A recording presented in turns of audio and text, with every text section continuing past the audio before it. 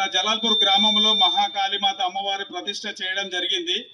అమ్మవారి గర్భాలయము ఆలయం నిర్మాణం కోసమని రథయాత్ర చేయడం సంకల్పం చేసినాము. అయితే ముందుగా ఒక 4 ఊళ్ళు చేయడం జరిగింది. ఇప్పుడు మన మన్యవారి జలాల్పూర్లో ఈ రథయాత్ర స్టార్ట్ చేయడం జరిగింది.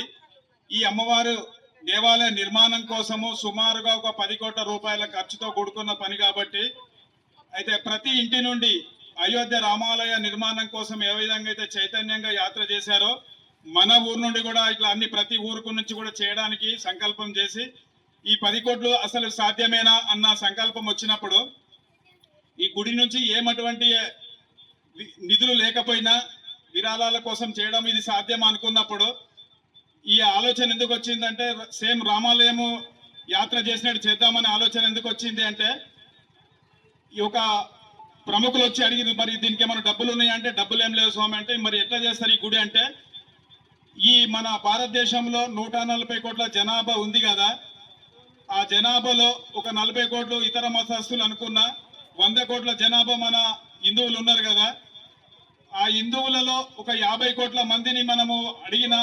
ముందుకెళ్ళినా కానీ దాంట్లో ఒక 20 కోట్ల మంది ఒక ఇంటికి ఒక రూపాయి ఇచ్చినా కానీ దేవాలయ నిర్మాణం పూర్తవుతుంది స్వామి అని చెప్పడం జరిగింది.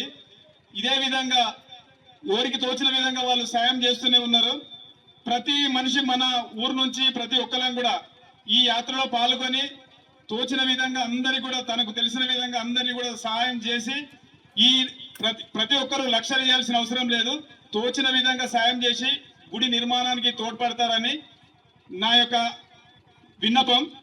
అయితే ఈ ముందులో ఒకటి ఏంటంటే మా సిద్ధిరాములు అనే మా తమ్ముని కూతురు కుమారుడు ఇద్దరు కలిసి ఏం చేశారంటే బాపు ఈ గుడి ఎట్లా కడతారంటే ఈ విషయంగా మా తమ్ముడు చెప్పినప్పుడు ఒక సంవత్సరం వరకు వాళ్ళు ఇచ్చిన డబ్బులు వాళ్ళు కొనుక్కునే డబ్బులన్నీ చేసేసి పెద్ద బాబు నేను ఈ గుడి నిర్మాణానికి ఇస్తున్నామని చెప్పి 3,650 రూపాయలు తేవడం జరిగింది.